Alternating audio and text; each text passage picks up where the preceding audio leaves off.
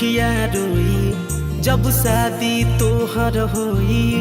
माना तू बात ये गोरी ना रही अपन कोई रे मर जाई छोड़ के जैबू हो मरम